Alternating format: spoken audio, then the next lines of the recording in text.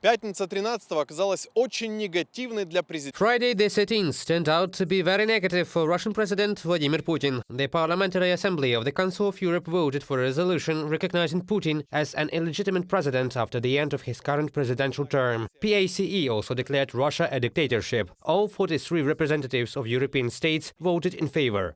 So just minutes ago, we adopted a very important resolution, which says Putin is dictator, Russia is dictatorship.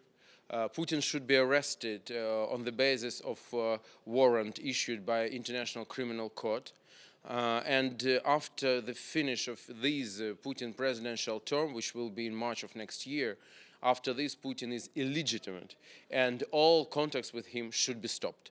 And that is a very important decision. I voted for this. By the way, it was adopted unanimously.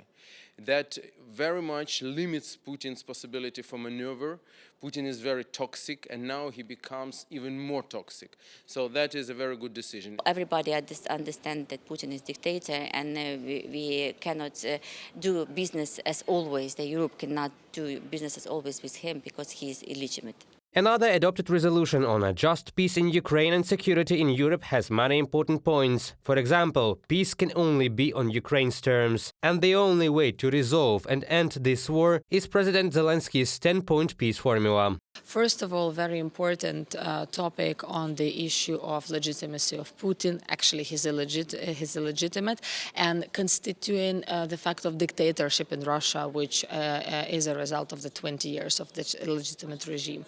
Of course, the support in this matter, what is the answer? The support for international tribunal for the crime of aggression, because it was planned by top military and political leadership of Russia, and they have to be responsible for that. It brought to numerous war crimes. It's support for International Criminal Court to progress with it, our prosecutor's office.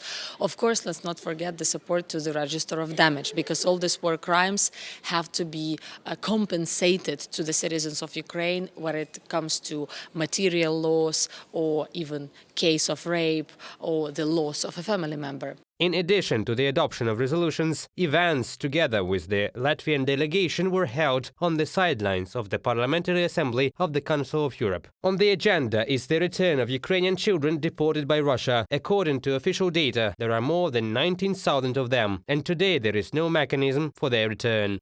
Мы взывали к нашим партнерам. We appealed to our partners to help us return our children, to help us financially, technically, both government organizations that are involved in this and the government bodies, so that they raise this issue in their parliaments, vote for relevant resolutions. The Russian government is unable to resist Ukraine, which defends its dignity. The president of the Parliamentary Assembly of the Council of Europe, Tiny Cox, spoke about this in an exclusive interview with UATV. He also expressed confidence that the dictator will not be able to maintain his position in relation to Russian citizens. After 2000, we have seen that the presidency of Russia, together with the government and the parliament, have developed an ever more authoritarian way of rule.